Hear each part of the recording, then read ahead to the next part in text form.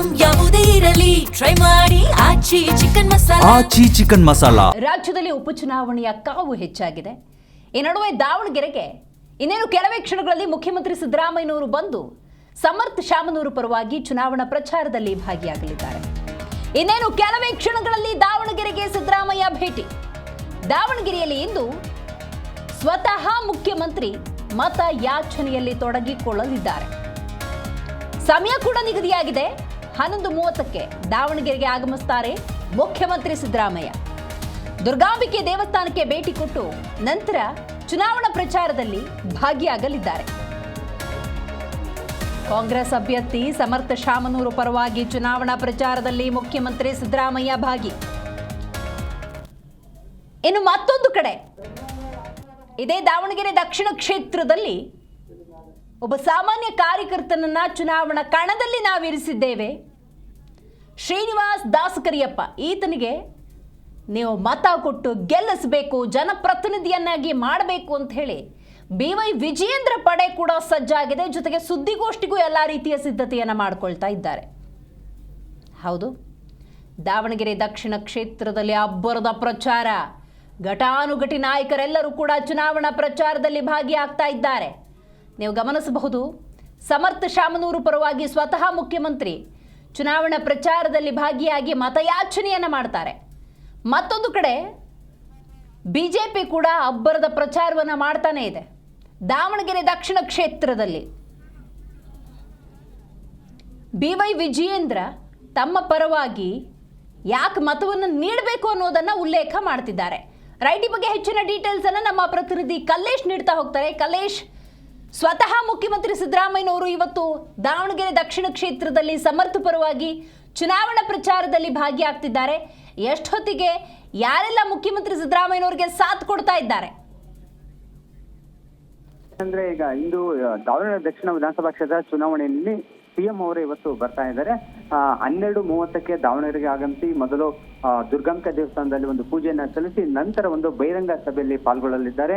ಏನು ಕಾಂಗ್ರೆಸ್ ಅಭ್ಯರ್ಥಿ ಸಮರ್ಥ ಪರವಾಗಿ ಮತಯಾಚನೆ ಮಾಡುವ ಹಿನ್ನೆಲೆಯಲ್ಲಿ ಈಗ ಅವರು ಆಗಮಿಸುತ್ತಿದ್ದು, ದಾವಣಗೆರೆ ದಕ್ಷಿಣ ವಿಧಾನಸಭಾ ಕ್ಷೇತ್ರದಲ್ಲಿ ಸಾಕಷ್ಟು ಈಗಾಗಲೇ ರಿಜ್ವಾನ್ ಅರ್ಷದ್, ಆಮೇಲೆ ಸಲೀಂ ಅಹಮದ್ ಸೇರಿದಂತೆ ಸಚಿವರು ಸಹ CM ಜೊತೆ ಒಂದು ಪ್ರಚಾರವನ್ನ ಮಾಡಲಿದ್ದಾರೆ. ಏನಂದ್ರೆ ಬೃಹತ್ತಾಗಿ ಕಾಂಗ್ರೆಸ್ ಪಕ್ಷ ನಾಳೆ ಏನು ಬಹಿರಂಗ ಸಭೆ ಅಂತ್ಯವಾಗಲಿದೆ. ಈ ಹಿನ್ನೆಲೆಯಲ್ಲಿ ಒಂದು ಫುಲ್ ಒಂದು ದೊಡ್ಡದಾದ ಒಂದು ಬೃಹತ್ತಾದ ಒಂದು ಕಾರ್ಯಕರ್ತರ ಸಭೆಯನ್ನ ಮಾಡ್ತಾ ಇದ್ದಾರೆ.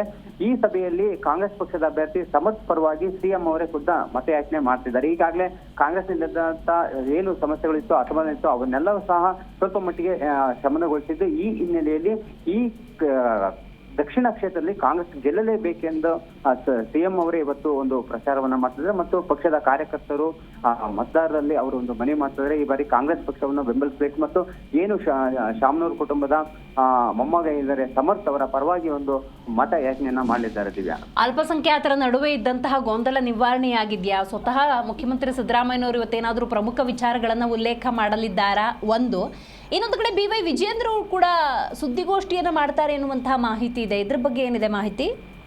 ಖಂಡಿತವಾಗ್ಲೂ ಸಾಕಷ್ಟು ಗೊಂದಲ ಮತ್ತು ಕಗ್ಗಂಟಾಗಿತ್ತು. ಅಲ್ಪಸಂಖ್ಯಾತರು ಏನು ಒಂದು ಅಸಮಾಧಾನವನ್ನ ವ್ಯಕ್ತಪಡಿಸಿದ್ರು. ಈ ಹಿನ್ನೆಲೆಯಲ್ಲಿ ನಿನ್ನೆ ಕೂಡ ಜಮೀರ್ ಅಹಮದ್ ದಾವಣಗೆರೆಗೆ ಆಗಂತೆ ಕೆಲವು ಮುಖಂಡರನ್ನ ಅವರು ಭೇಟಿಯಾಗಿ ಚರ್ಚೆಯನ್ನ ನಡೆಸಿದ್ದಾರೆ ಮತ್ತು ಪಕ್ಷೇತರವಾಗಿ ಸ್ಪರ್ಧೆ ಮಾಡಿದಂತಹ ಅಭ್ಯರ್ಥಿಗಳ ಜೊತೆನೂ ಸಹ ಖುದ್ದಾಗಿ ಅವರು ಮಾತನಾಡಿ ಕೆಲವು ಅವರಲ್ಲಿರ್ತಕ್ಕಂಥ ಅಸಮಾಧಾನ ಹೋಗಲಾಡಿಸಿದ್ದಾರೆ ಅಂತ ಹೇಳಲಾಗ್ತಿದೆ. ಮತ್ತು ಹೀಗಾಗಿ ಎಲ್ಲರೂ ಸಹ ಅಲ್ಪಸಂಖ್ಯಾತರು ಒಂದಾಗಿದ್ದೇವೆ, ನಾವು ಕಾಂಗ್ರೆಸ್ ಪಕ್ಷಕ್ಕೆ ಬೆಂಬಲಿಸ್ತೀವಿ ಅಂತಲೂ ಸಹ ಜಮೀರ್ ಅಹಮದ್ ಅವರು ಒಂದು ಭರವಸೆಯನ್ನು ಕೂಡ ಕೊಟ್ಟಿದ್ರು. ಹೀಗಾಗಿ ಕಾಂಗ್ರೆಸ್ ಪಕ್ಷದಲ್ಲಿ ಈ ಸದ್ಯದ ಮಟ್ಟಿಗೆ ದೊಡ್ಡ ಮಟ್ಟದಂತ ಯಾವುದೇ ರೀತಿ ಭಿನ್ನಾಭಿಪ್ರಾಯ ಇಲ್ಲ ಎಂಬ ಮಾತುಗಳು ಸಹ ಕೇಳಿಬರ್ತಿದೆ. ಹೀಗಾಗಿ CM ಅವರೇ ಖುದ್ದ ಬಂದು ಇಂದು ಅಲ್ಪಸಂಖ್ಯಾತರ ಒಂದು ಏನು ಅತಿ ಹೆಚ್ಚು ಇರುವಂತಹ ಈ ಕ್ಷೇತ್ರದಲ್ಲಿ ಮತ ಹೋಲಿಕೆ ಮಾಡಲಿದ್ದಾರೆ ಮತ್ತು ಇವರ ಜೊತೆಗೂ ಸಹ ಸಾಕಷ್ಟು ಮುಖಂಡರು ಸಹ ಪಕ್ಷದ ಅಭ್ಯರ್ಥಿ ಪರವಾಗಿ ಒಂದು ಮತಯಾಚನೆ ಮಾಡಲಿದ್ದಾರೆ. ದಿವ್ಯಾ, BY ವಿಜಯೇಂದ್ರ ಅವರ ಸುದ್ದಿಗೋಷ್ಠಿ ಕುರಿತಂತೆ ಏನಿದೆ ಮಾಹಿತಿ ಕಲ್ಲೇಶ್?